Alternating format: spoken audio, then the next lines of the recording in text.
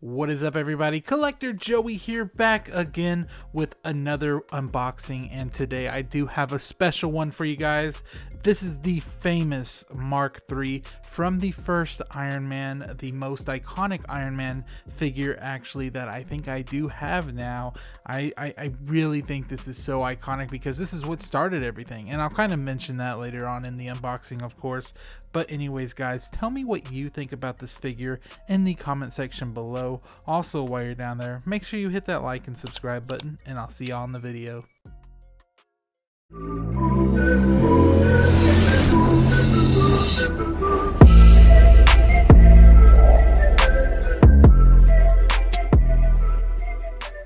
And here is the box itself, everybody. Of course, every time we get Iron Man's, it's an amazing experience because it's a different type of unboxing. It's a different experience. So first off, we do have that rough type of texture right here. It's also kind of metallic-y, if you could see.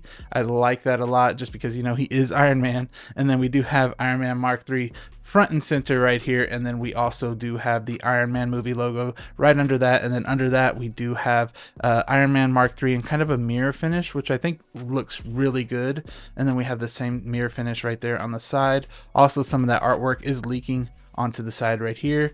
We have kind of a movie moment whenever he did take out the tank right there as well. And then on the other side we do have the foam right here, which the figure is usually in, but this time we got this gold strip that says Stark Industries. That looks great.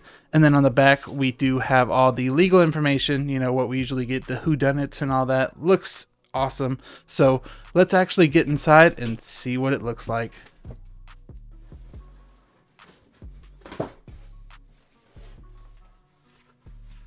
Okay, so this is what we're presented with right when we take the slipcover off. It does say Mark III 2.0, so this is a 2.0, of course. It's the die-cast version. And let's take the lid off. And there he is, guys. I've been waiting for a Mark III for so long. Take this plastic off now. Man, this thing is looking amazing already. Now let's take a quick look at the figure itself, just really quick before we get into all the other stuff. Here he is. Here's all the plastic off of it. And boom, man, this guy's pretty heavy, I'm not gonna lie. Look at that, guys. Look at that, man. Woo! So simple. Everything that you would want in an Iron Man. Bulky. I love it. This is the OG, man.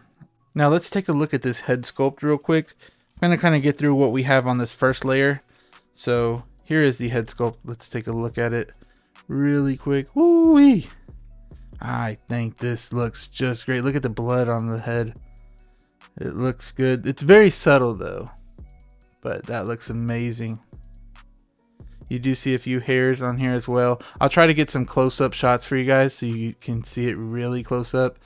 But the detail on it looks great. He is a little bit shiny though, as you can see, but maybe if I get some close-up shots he won't look too shiny, but I think it looks great. And then what else we have in here is a battle damaged faceplate that we have that you could switch out, which looks amazing too. I love the battle damage stuff. And then we do have kind of a neck connector when you do want to put the head sculpt on, so it looks like the neck is flush with this part right here. And then of course the usual Iron Man hands that we do get. So these look a bit, you know, detailed with some scratches and all that. You can see that. And these are the ones where you could pose the individual fingers, which I absolutely think is amazing when it comes to Iron Man. I love that. Also on this side do the same thing. Looks great. Some more battle damage on there. Awesome. And then we do have some repulsor hands as well. These are just fixed hands. Some more nice scuffing on them. Here's the other one.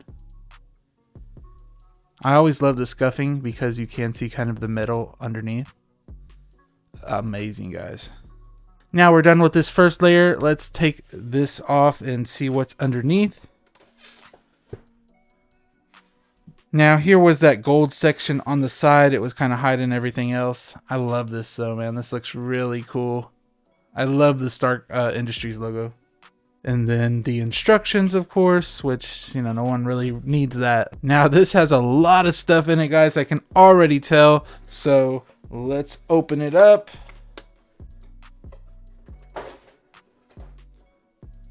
Now here it is right here without the big clamshell on it. So first, of course, we get the batteries, which I will never use. I'll just keep them like that forever. And then a flight pole for, oh, this is kind of heavy. Flight pole we got too. And then we have all the battle damaged parts right here. Let me take this off and show you guys what it looks like inside. So here is everything that we do have inside of there. I love the Mark III just because we get that matte finish, which looks amazing, as you can see when the light bounces off it. Looks great. So it looks like we have some like wings right here with some scuffing on it. We do have the rockets. I believe these are the ones that he used to take out the tank. We do have the battle damaged chest plate right there, which looks amazing. Look at that. Look at that battle damage. And then we do have these missiles. I believe he used these in Iron Man 1 as well when the hostages were being taken and he like targeted them one by one and these took them out. We do have some shoulder pads as well, which look great and scuffed up. And also these go on his arms. I forgot what, these are like his forearms, like all, you've seen them before, but it looks so good and detailed in there as well. I can't wait to get some close-up shots of that because, man, that looks good. And then, of course, we have this. This is kind of the main event right here. Well, I know the Iron Man was the main event, but this is like, I guess, the second main event. This thing looks crazy already through here. So we're going to take off the base first. Let's see what this looks like. So this is this is the Ironmonger, all damaged. And this is the actual base that you plug him into. Looks good. Look at the plate. Now, I will say this is very nice. I absolutely love this. So you do have the Iron Man movie logo with kind of a rocky background. I love it. This is amazing. And it's all rocky throughout all the sides, all the way back to the Iron Man logo. Then we're going to plug him up right here on the back. This is what you get as well. So let me get this thing out. And here we go, guys. Woo, I can't wait for this one. Let's see. Let's see. There it is, man. Okay, this is crazy how you could see the eyes like that, but oh man, I love it. Of course, you know, it is a little soft here and there on the paint job, but it's not really anything to be worried about. This just looks amazing. It looks just hardcore. Oh, look at this. I love it because it kind of, the gravel is all spread out through it, like the dirt and stuff on his head too. Looks great, and those eyes just look like they're lit up without even any light. At first I thought this did have like a light up function, but it doesn't. So these are just the eyes by themselves, which I wish they would do to Iron Man's, just so, you know, he could have these on while they're off. You know, you can have a different kind of light up function.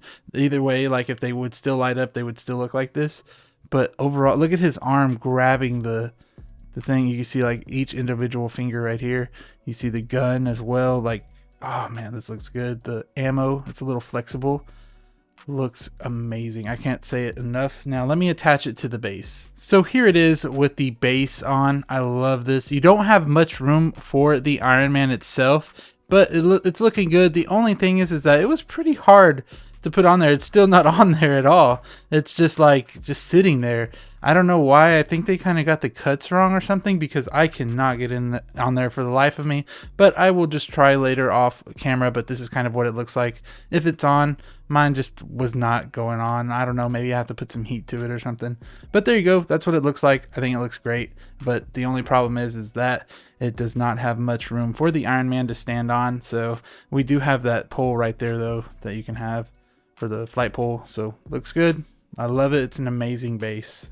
And back to the figure itself, the Iron Man Mark III, guys. You guys know how OG this is. This is like my childhood in my hand. This is what started everything, basically, for the Avengers and for my superhero love. This is amazing, guys. Just look at that detail. I love the metal in here as well. Just the sheen of it all. This is kind of like it being all clean and everything. You do have the back, which looks just so simple for Iron Man. You know, usually we're used to him having nanotech and all that. You just have two flaps right here, which do have some detail as well underneath. And then we do have some detail underneath the chest plate as well. Let's take that off real quick. There it is. Look at the detail. I swear this gets more detailed every time I see another Iron Man. It looks amazing. And then we'll push that back on. I'll show you guys just some quick articulation, some basic stuff. You know, of course, right and left for the head articulation. You can pop out the arms about that far, and then you could do a whole 360 with the arms going front and back like this.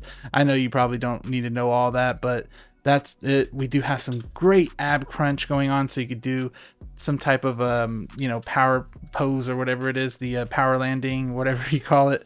You can't really go up with it though, but down of course is what you're usually going to be doing. And then you can kick out the legs about that far, kick them up about that far, and then back not too far. It just depends on how much you move these things right here. And I believe, did he have the flare? He does have the flares. I didn't check that. Let's see if I can get to it. Yeah, so here are the flares right here that come out. You can see them. This even moves. I think that's so cool. Look, see, I can push it back in. So awesome. We do have a double knee bend right there as always, and same with the elbow. Well, not really. It doesn't do the it doesn't do a double it does, but it doesn't go all the way up. Let's try this one. Yeah, it doesn't go all the way up. So that's about how far you're going to go with the elbow. So that's interesting. That's interesting. So here is the back as well. We do have the calves that open up as well. I forgot about that. If I can get them open. Whoa, look. Oh, there we go. So here's the detail in the calves. Looking great. We have like some holes right here. Boom, boom. And then the feet as well. Looking good. A little bit more, you know, scuffed up and everything down here. I love it. So right quick before I actually do anything else, I am going to switch out this chest plate with the damaged one and the face plate with the damaged one so we can see what it looks like. Now here it is damaged. Oh man, that looks so good, guys. And the arc reactor is even broken right there.